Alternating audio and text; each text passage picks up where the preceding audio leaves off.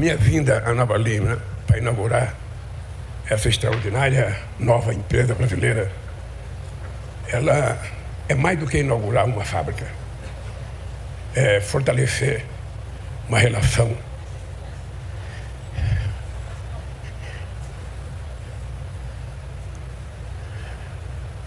com a família Marisguer. O primeiro Marisguer que eu conheci na vida foi o João Batista, que está aqui na frente. Uma das figuras mais inteligentes que eu conheci na política. Ele era tão inteligente que ele terminou não cabendo no PT. Teve uma divergência interna, perdeu uma convenção no PT. Eu estive na convenção. À noite fomos fazer uma reunião para tentar demovê-lo, porque ele tinha perdido a convenção. E ele, contra a minha vontade, saiu do PT. Mas um dia ele vai voltar. O bom filho, a casa retorna. E eu não conhecia o companheiro Valfrido. Eu tinha sido eleito presidente da República, e eu queria montar um ministério mais amplo possível, e eu queria pessoas de bem. E me falaram, olha, tem um rapaz do PTB, que já foi secretário da Educação em Minas Gerais, já foi deputado federal, seria importante você conversar com ele. E eu fui conversar com o Valfrido. E na época, o Valfrido me contou uma história, que eu vou contar aqui para vocês. Tinha um processo aqui em Minas Gerais de uma acusação de agressão física a uma senhora, uma mulher, sabe? E o Valfrido estava muito deprimido e falou, presidente, eu não posso aceitar, porque tem uma denúncia que envolve meu nome lá, uma coisa que eu nem conheço, e eu, se aceitar esse seu cargo, as pessoas vão para a imprensa e vão massacrar, e eu amo a minha Sheila, eu não quero causar problema dentro de casa, tudo. Eu falei, Valfrido, você fez o que estão dizendo que você fez? Ele falou, não. Eu falei, então assuma a responsabilidade, venha para o governo e vamos brigar para defender a sua inocência e a sua honra. E assim ele fez, e foi para o governo, e foi uma das pessoas mais extraordinárias que eu conheci.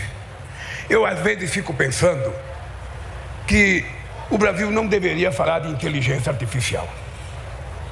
Porque quando você vê o Valfrido falar, você fica pensando por quê que um país que tem uma inteligência dessa precisa de inteligência artificial. Por quê? Por que a gente não valorizar a inteligência humana, sabe? E depois é o seguinte, quando eu conheci o Valfrido, eu não gostava de banqueiro. E aí eu conheci o Zé Luiz na casa do Valfrido. Eu falei, banqueiro não é tão ruim assim não. E quando fui me despedir, ganhei da esposa do Zé Luiz uma cachorra maravilhosa, que viveu comigo e viveu com a Dilma também. E depois, cada vez que eu ouço a história do Valfrido, do irmão mais velho dele, eu fico imaginando que família privilegiada o pai e a mãe do Valfrido criaram. Inclusive o Tiago, filho do João Batista Maziquias, que muitas vezes teve que ceder a cama dele para eu dormir, quando a gente estava construindo o Partido dos Trabalhadores. Então, Valfrido, eu deixei meu discurso de lado, porque depois da tua fala eu vou te explicar por que eu pedi para você falar. A gente não ama quem a gente não conhece. É mentira você dizer que você ama uma coisa que você não conhece. Porque é o conhecimento, é a relação que faz você gostar ou não gostar de uma coisa. E quando o Valfrido me fala da Bion, ele me fala isso desde que ele entrou no governo. Ele tinha uma obsessão de criar essa fábrica. E quando ele foi me convidar, e ele falou, eu falei, Valfrido, é o seguinte, você tem que contar essa história. Para que as pessoas que estejam lá, os jornalistas que estejam cobrindo, não tratem esse encontro aqui como apenas a inauguração de uma fábrica de produção de insulina. Isso aqui é a consolidação de um sonho, de uma vida de amor e de crença de um ser humano e de vários seres humanos. É muito mais do que uma fábrica. E sabe quem vai te agradecer pro resto da vida? A minha bisneta, que tem 7 anos de idade e tem diabetes 1. Ela vive com o aparelho no ombro, com o celular. Cada coisa que ela come, ela tem que controlar. E o que é fantástico é que ela pede para a mãe e para o pai aplicar a insulina dela. Ela já não tem mais medo, já faz parte da vida dela.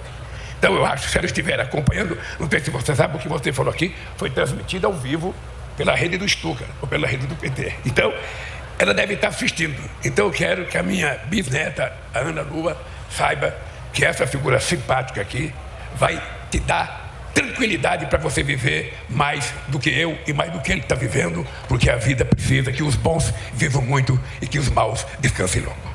É assim que a bunda é. Então, na verdade, quem deveria estar falando aqui era o companheiro Fernando Haddad. Porque vocês sabem que eu sou tido como um cara de sorte. Toda vez que eu ganho umas eleições, as pessoas falam, está dando certo porque o Lula tem sorte. Está dando certo porque o Lula tem sorte. É muito preconceito de não admitir que não é sorte. Porque se eu tivesse a sorte que eles pensam que tem, eu ganhava na loteria. Nunca joguei. Nunca joguei porque eu acho que eu não tenho sorte para jogar. Agora, eu acredito nas coisas que eu faço. Eu tenho um sonho. E eu acredito que o ser humano pode fazer tudo o que ele quer. Tudo. Basta que ele tenha determinação e não fraqueje diante de nenhum obstáculo. É assim que eu aprendi a viver com uma mãe que criou 8 filhos. Eu fui o primeiro a ter um diploma primário. Fui o único a ter um curso técnico. Fui o primeiro a ter uma casa, a ter uma televisão, a ter um carro. E fui o único a ser presidente da República, porque não cabia 2 irmãos na presidência da República, era um só. E eu acho que, eu vou dizer para vocês aqui com muita sinceridade, ser presidente da República não é difícil. É só você fazer o óbvio. Aquilo que você diz que sabe fazer antes da campanha. Aquilo que você diz que vai fazer quando está em campanha, então tem que colocar em prática. Eu voltei a governar o Brasil com a determinação de provar aqueles que por alguns momentos não gostam mais de democracia, que preferem a mentira, que preferem o ódio, que preferem a provocação. Eu quero provar para eles que um país construído à base da verdade, à base do amor, à base da fraternidade, da democracia e da solidariedade é um país muito melhor do que um país criado na base do ódio, do que um país criado na arte da desavença. E esse país está sendo criado. Eu estou distribuindo agora, Haddad, eu nem te falei isso, eu mandei preparar tudo o que nós fizemos em 14 meses. E vou distribuir para cada deputado na Câmara dos Deputados e para cada senador. Todos eles vão receber. Quem é do governo, quem não é do governo, quem fala mal, quem fala bem, todos eles. E eles têm que saber o seguinte, eles podem continuar acreditando no que eles quiserem, mas eles têm a obrigação de saber o que está acontecendo no país deles. Eu estou aqui para dizer para vocês que não tem volta.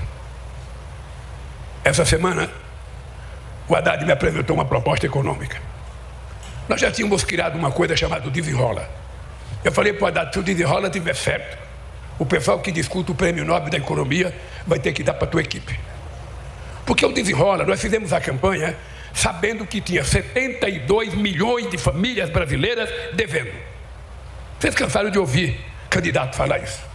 A primeira coisa que nós falamos é o seguinte, se tem 72 milhões devendo, significa que nós não vamos ter consumidor no país.